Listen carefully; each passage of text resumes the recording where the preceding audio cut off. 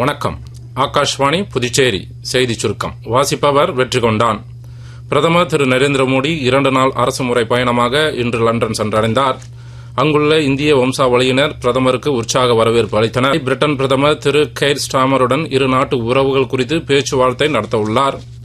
இம்மாதம் 21ஆம் தேதி வங்கதேசத்தில் நடந்த விமான விபத்தில் பாதிக்கப்பட்டவர்களுக்கு இந்தியா தனது ஆதரவையும் உதவிகளையும் வழங்கும் என பிரதமர் திரு நரேந்திர மோடி உறுதியளித்ததை தொடர்ந்து விபத்தில் பாதிக்கப்பட்டோருக்கு சிகிச்சை அளிப்பதற்காக டாக்கா சென்றுள்ள இந்திய மருத்துவக் குழு இன்று பணிகளை தொடங்குவார்கள் என்று மத்திய வெளியுறவு அமைச்சகம் தெரிவித்துள்ளது.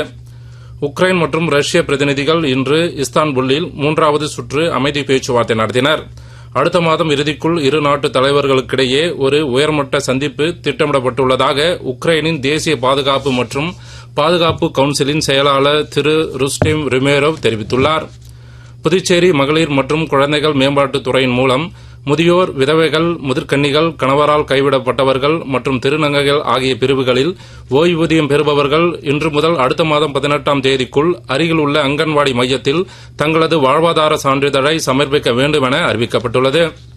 இங்கிலாந்தின் மான்செஸ்டரில் நடைபெற்று வரும் ஆண்டர்சன் டெண்டுல்கர் டிராபி தொடரின் 4வது டெஸ்ட் போட்டியின் முதல் நாள் முடிவில் இந்திய அணி 83 ஓவர்களில் 4 விக்கெட் இழப்பிற்கு 264 ரன்கள் எடுத்துள்ளது. தென்னிந்திய பகுதிகளின் மேல் நிலவும் வளிமண்டல மேலடுக்கு சுழற்சி காரணமாக அடுத்த 4 நாட்களுக்கு தமிழகத்தின் ஒரு சில இடங்களிலும் புதுச்சேரி மற்றும் காரைக்காலிலும் இடி மின்னலுடன் கூடிய லேசானது முதல் மிதமான மழை பெய்யக்கூடும் என்று சென்னை வானிலை ஆய்வு மையம் தெரிவித்துள்ளது. இத்துடன் இந்த செய்திச் சுருக்கம் நிறைவு பெறுகிறது.